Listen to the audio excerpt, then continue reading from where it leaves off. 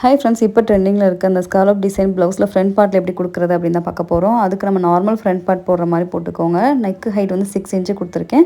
அதில் 3/4 இன்ச்சுக்கு இந்த மாதிரி ட்ராப் பண்ணி கிராஸ் லைன் ட்ராப் பண்ணிக்கோங்க. இப்போ அங்கேருந்து நம்ம 2.25 இன்ச் வந்து நான் அந்த மாதிரி வளைவாக ட்ராப் பண்ணிக்கிறேன். அதில் வந்து நம்ம ஸ்காலப் டிசைன் வந்து கொடுத்து ட்ராப் பண்ணி எடுத்துக்கலாம்.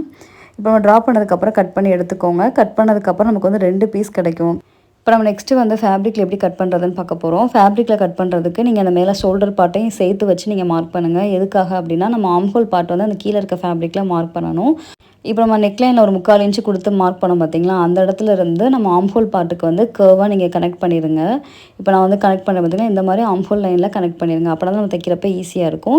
இதுக்காக தான் நம்ம வந்துட்டு இந்த மாதிரி அந்த ஸ்காலப் டிசைனை போட்டு மார்க் பண்ணோம். இப்போ இந்த கீழே இருக்க ஃபேப்ரிக் இந்த மாதிரி தான் கட் பண்ணணும். மேலே இருக்க ஃபேப்ரிக்கை நீங்கள் டிஃப்ரெண்ட் கலரில் கொடுத்து நீங்கள் சேர்த்து அட்டாச் பண்ணிட்டீங்க அப்படின்னா நமக்கு வந்து இந்த பேட்டர்ன் ரெடி ஆயிரும். ரொம்ப ஈஸியான மெத்தடில் நம்ம இது கட் பண்ணி ஸ்டிச் பண்ணிடலாம். பார்க்குறதுக்கு நம்ம கஷ்டமாக இருந்தாலுமே தைக்கிறதுக்கு ரொம்ப ஈஸி. இதில் பேப்பர் கேன்வாஸ் கொடுத்து நம்ம நெக்லைன் ஃபினிஷ் பண்ணி ஸ்டிச் பண்ணி எடுத்துக்கலாம்.